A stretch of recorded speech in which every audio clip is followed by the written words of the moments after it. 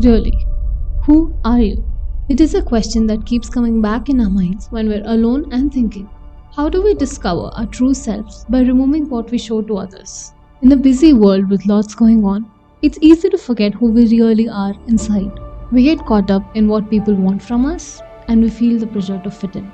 But inside, beyond the things we do and what people call us, there's a truth we haven't found yet.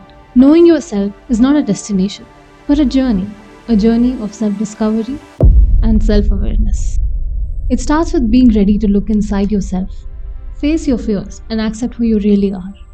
Firstly, take some time alone to think about what makes you happy, what you believe in, and what you dream of. Secondly, try new things and see how they make you feel.